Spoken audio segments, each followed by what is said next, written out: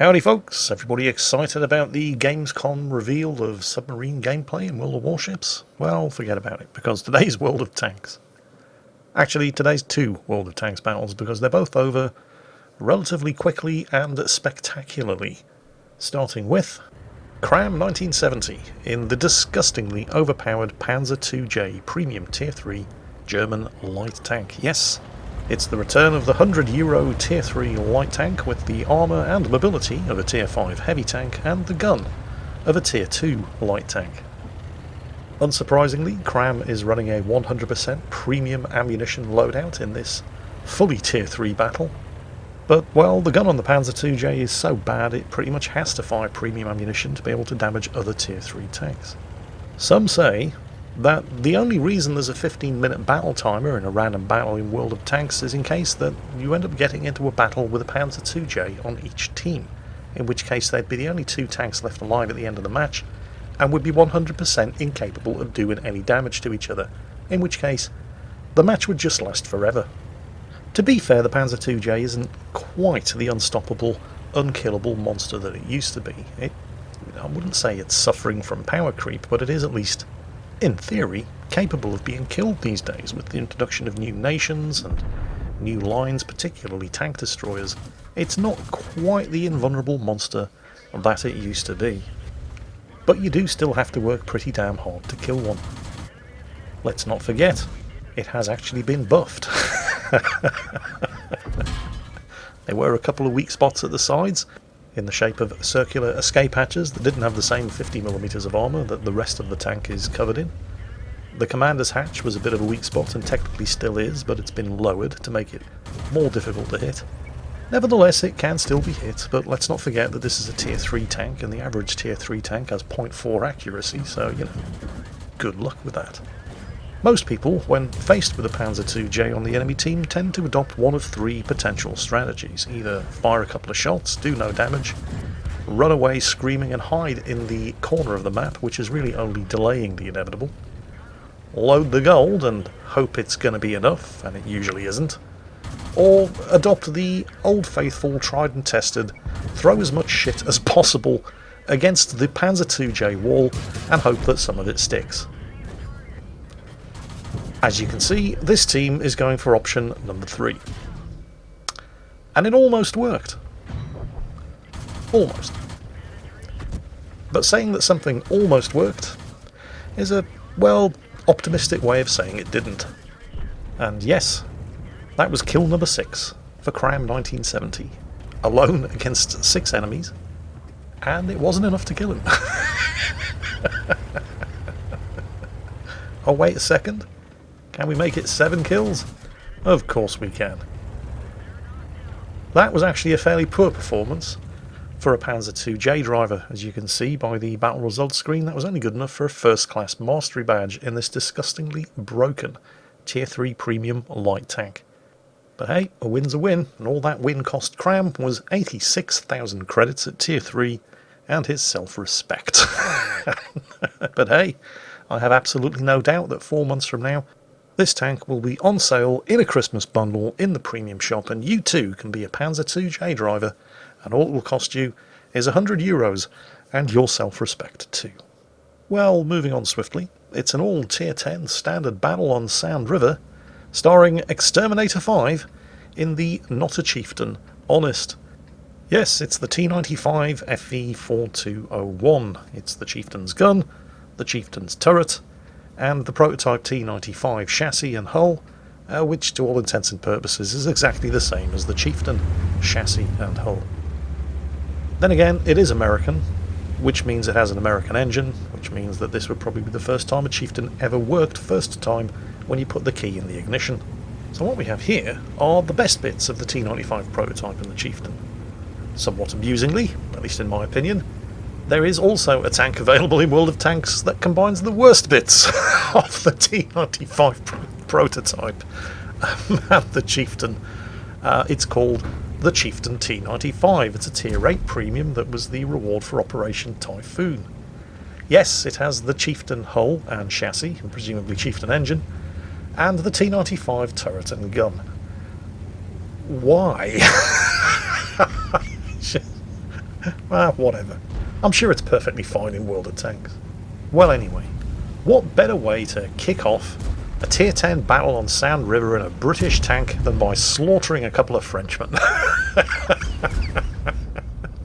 This batch out will do for starters. I don't know what he thought he was going to accomplish up here. But if it was to die pointlessly for the glory of France, well, congratulations, mission accomplished, and his compatriot in the AMX 105 is almost certainly going to be next. Now, while we're busy shooting up Frenchmen, I'd just like to raise a point of order regarding taking the piss out of the French.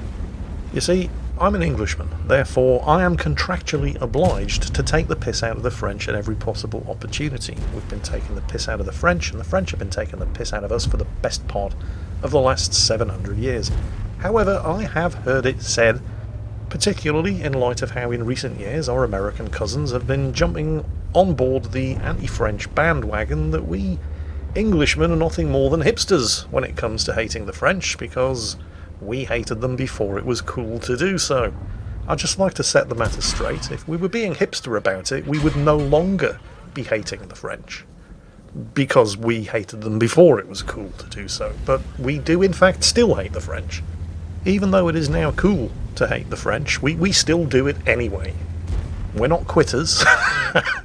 Once we start something, we see it through to the bitter end. And of course, the French hate us as much as they ever have as well.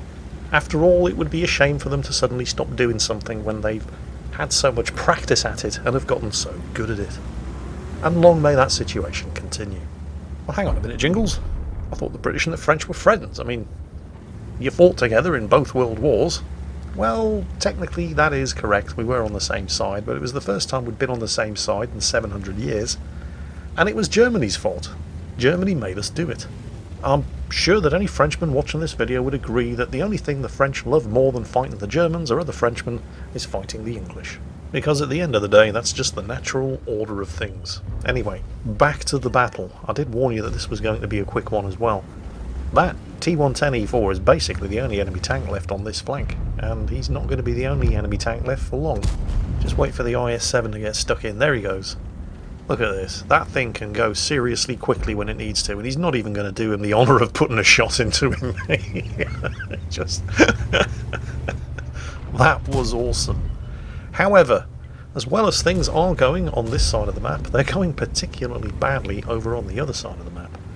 They're leading by 7 well, they were leading by 7 kills to 2. The enemy team have just pulled 1 kill back, but they're 7 kills up. They're rushing into the enemy base. Over on the other side of the map, however, it's really not looking too good. 2 of the EBRs have rushed back to help spot and hopefully get some crossfire going on the enemy tanks that are threatening to push into the base. But while the situation looks like it's more or less under control, I mean, the team does enjoy a 2-to-1 advantage in the number of kills inflicted so far.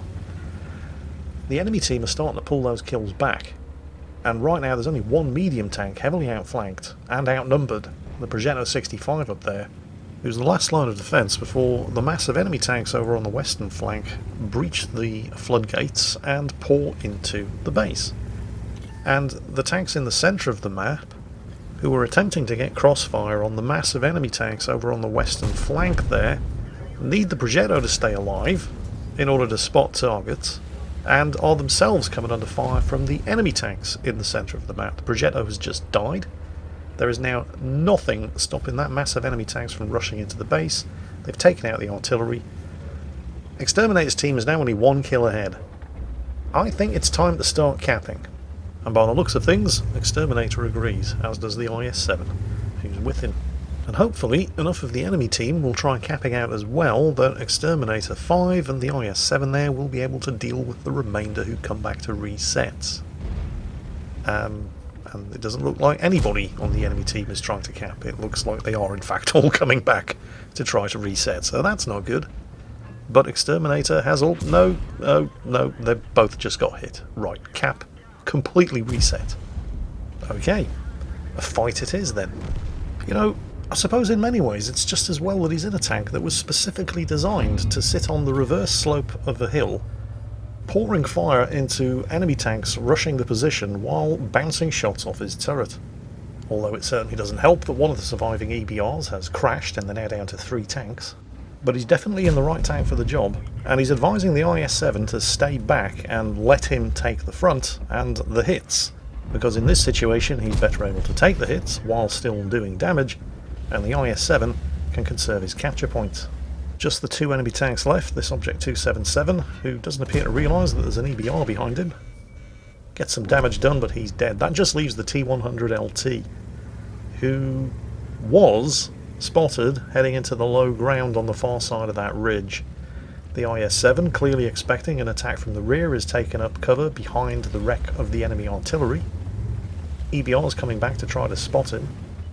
Yep, there he is. 9 seconds before they win by capping out. If the T-100's going to do something, he has to do it now. The IS-7 took the shot. Oh, the T-100 has hit him and reset. Well, there's no point in hanging around. Not with a cap reset anyway. And the T-100 is right there. And this is a reasonably quick heavy tank. Now, most people will be happy with just killing the T-100, but not Exterminator 5. He's going to kill him, but he's going to do it with style. It's going to cost him his tank, but he seems to think it was worth it. And I think so too, and I'm pretty sure you agree.